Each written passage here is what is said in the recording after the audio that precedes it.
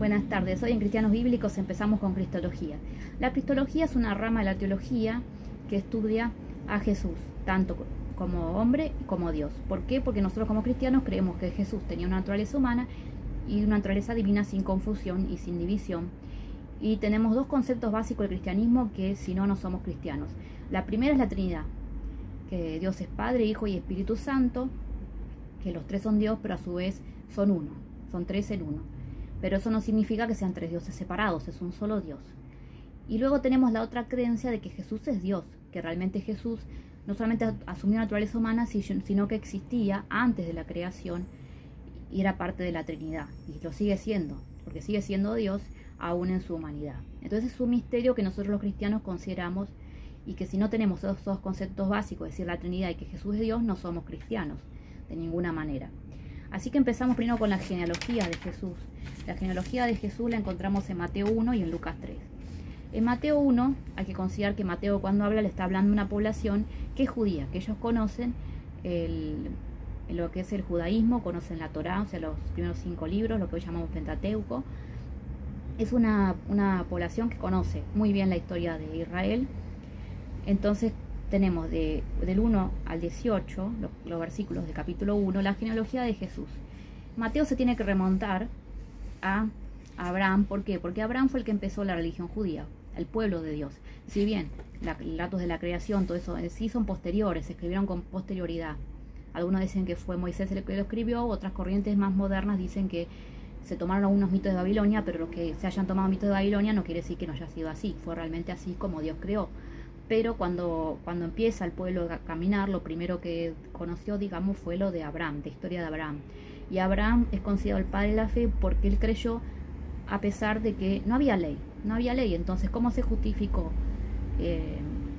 Abraham? Se justificó solamente por la fe, porque Dios le dijo, anda de tu tierra, de Ur de los Caldeos, a la tierra que te voy a mostrar que emana leche y miel. Bueno, entonces hace ese camino, abandona a sus padres y se va a un territorio totalmente desconocido, de Babilonia hasta Israel. Es un montón de territorio para hacer a pie. Hoy en día tenemos muchas más facilidades tecnológicas, pero en ese momento y en medio del desierto era muy complicado. Entonces Mateo tiene que ver cómo Jesús viene de esta ascendencia, viene de Abraham. ¿Y por qué hijo de David? Porque es de la tribu de David. ¿Por qué? Porque José es de la tribu de David, de la tribu de Judá. Mejor dicho, que David es parte también de la tribu de Judá. Entonces, él va haciendo todo un desarrollo de todas las genealogías, de toda la genealogía, de cómo fueron las generaciones, ¿no? Y va diciendo que, es la tribu de Judá. Tiene que demostrar que viene una tribu, que es la de esa justamente. Ahora, una de las cosas que se plantean acá es que hay 4 mujeres, y dicen, hay 4 mujeres que se mencionan en esta genealogía y que en Lucas no habla de mujeres.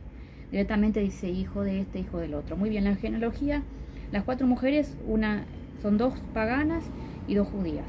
Rahab, una pagana, fue la que ayudó a los israelitas, por lo tanto es considerada y era una mujer de vida pública. Y Ruth era la que era amiga de la suegra de Noemí y que tenía una creencia de cierta manera en Dios, pero no de la manera judía. Y son destacadas acá en la genealogía, porque forma parte de la genealogía de Jesús. Y las otras, que los 2 eran judías, Tamar y Besabé. Tamar era la nuera de Judá, pero el problema fue que la engañó. O sea, ella hizo que tenga relaciones con él y ahí fue cuando tuvo 2 hijos.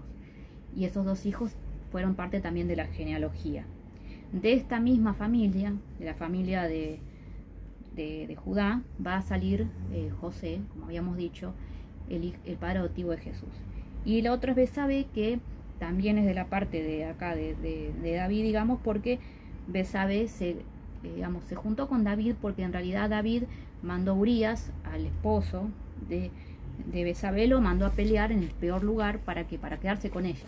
Entonces de ahí engendraron un hijo que lamentablemente murió muy pequeño. Pudo haber sido un castigo de Dios, sí, pudo haber sido un castigo de Dios que murió tan pequeñito, es una posibilidad.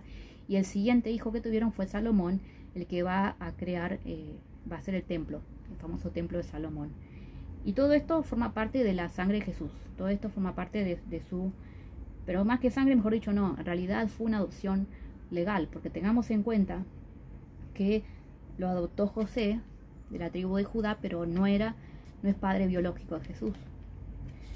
digamos que el Padre es Dios, Dios Padre, y fue engendrado por el Espíritu Santo de María la Virgen. Entonces tenemos acá un origen divino de Jesús. Pero no se queda solamente con el hecho de ser hijo de María, sino que aparte viene desde antes, decidió encarnarse por nosotros para nuestra salvación. Y algunos dicen que este es un plan B, de que Dios dijo, bueno, se mandaron una macana, vamos a mandar a Jesús. No, la encarnación de Jesús no fue un plan B de Dios, lo predispuso él de antemano por su voluntad. O sea, Dios predispuso mucho antes que los hombres pecaran el hecho de que iba a venir un Salvador a esta tierra, que iba a cumplir con todo lo que nosotros hacemos, excepto en el pecado. Si bien pudo ser tentado por el diablo, como vamos a ver después en los evangelios, él no pecó de ninguna manera. Entonces ahí ya tenemos que era hombre. Bueno, Jesús lloró porque se puso triste porque había muerto Lázaro, tenía hambre como cualquier persona normal, compartió una comida como todos. O sea, no era un espíritu, no era alguien que aparentaba que comía, eso se llama docetismo, ¿no? Decir que aparentaba que comía, que aparentaba que dormía, pero en realidad no, en realidad era Dios. Todo lo que hizo fue porque él tenía humanidad. Y también en su divinidad tenía poder de sanar a las personas que estaban enfermas, expulsar demonios, perdonar pecados. Entonces vamos a ir viendo cómo estas cualidades divinas que no la podía hacer ninguna persona, excepto por el poder de Dios, ¿no? Porque vemos en el Antiguo Testamento hay muchos milagros, pero esos milagros que hace Eliseo, por ejemplo, que es muchos de los más conocidos, ¿no? Todo lo que hacen en la época de Moisés, todos los profetas, fue por poder de Dios, no fue porque ellos mismos tenían ese poder. El poder no viene de nosotros. Dios nos permite a nosotros tener el don de sanar, el don de liberar espíritus, pero solamente en su poder y la autoridad, una autoridad que nos viene de Dios y que está confirmada por la Iglesia. Bueno, muy bien, entonces para volver al tema, tenemos acá la genealogía de estas 4 mujeres. Quiere decir esto que considerar muy importante que Dios es un Dios que incluye a todos, tanto la genealogía de los judíos como a los paganos. Entonces dice, esta salvación es universal. Mateo va a promover de alguna forma el universalismo, que no solamente se va a salvar el pueblo de Israel, sino el pueblo de los paganos. Por eso incluye a las paganas también, porque si no podrían haberlas incluido y nombrar solamente vino de la tribu de Judá y no incluir a los paganos. Tranquilamente podría haberlo hecho Mateo si es que hubiera pensado en que la salvación es de los judíos, pero para Mateo la salvación es para todo aquel que va a creer después en Jesús. Así que bueno, tenemos eso, digamos, y tenemos también los títulos que vamos a ver ahora. A partir del versículo 19 hasta que termina el capítulo, en la Biblia, en la parte griega se habla, ¿no? Bueno, en griego es Jesús, forma griega del hebreo Josué, que significa Salvador, porque dice que iba a venir un Salvador. En el versículo 21, dará a luz un hijo a quien pondrás por nombre Jesús, porque él salvará a su pueblo de sus pecados. Y después en el versículo 21, la Virgen concebirá y dará a luz un hijo y le pondrás por nombre Emmanuel, que traducido significa Dios con nosotros. Dios con nosotros dice Emmanuel, en griego, que es un título. Dios con nosotros. Tenemos otro título de Jesús. Entonces tenemos que es hijo de David, que es hijo de Dios también, que es Emmanuel, que es el Salvador, Jesús. Así que tenemos todos esos títulos de Jesús, que significa Dios con nosotros. Es decir, Dios mismo decidió asumir esta humanidad, la de Jesús, para salvarnos, pero sin perder la divinidad. Y bueno, entonces el ángel le tuvo que explicar esto, que el hijo concebido era por el poder del Espíritu Santo, que iba a crecer en María, que le iba a poner Jesús porque iba a salvar a su pueblo de sus pecados, y que significa Dios con nosotros, que Dios está con nosotros. Eso es todo, digamos, lo que el Evangelio de Mateo, la genealogía.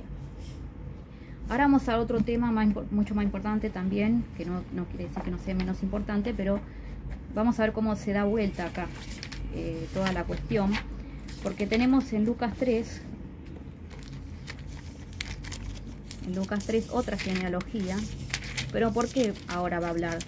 Se va a remontar hasta Adán. Y uno dice, ¿pero por qué hasta Adán? Y porque acá Lucas está pensando en un contexto pagano. Estas personas puede ser que conozcan de algo de oído de los judíos predicando, puede ser. Pero de versículo 23 al 38 está la genealogía. Dice que Jesús tenía 30 años y después dice que en el versículo 38, hijo de Nos, hijo de Set, hijo de Adán, hijo de Dios.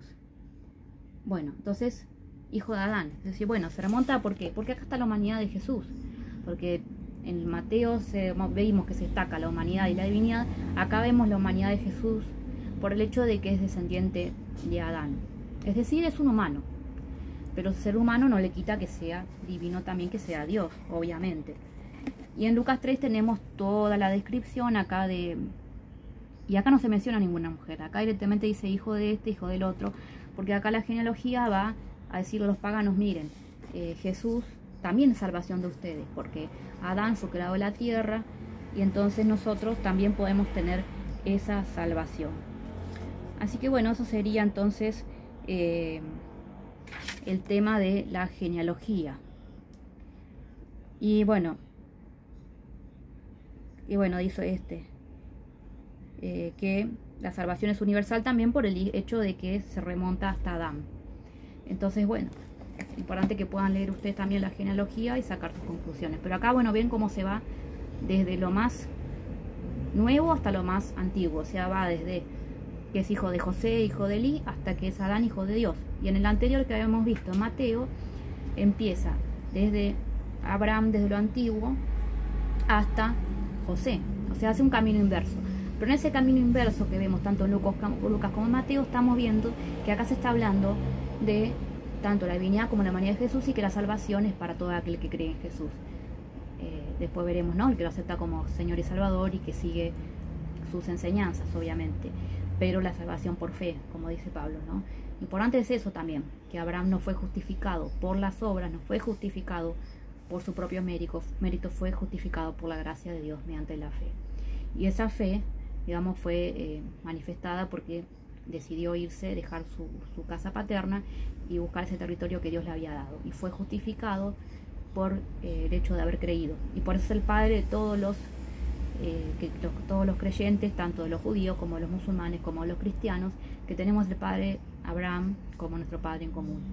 Y bueno, entonces, como les decía, en estos capítulos voy a estar hablando sobre la cristología, de cómo en los evangelios y después más adelante, ¿no?, en las cartas de Pablo, en las cartas pastorales, en las cartas católicas, en Apocalipsis también, cómo se ve que Jesús, tanto Dios como hombre, que nunca podemos ser cristianos negando una de estas dos realidades.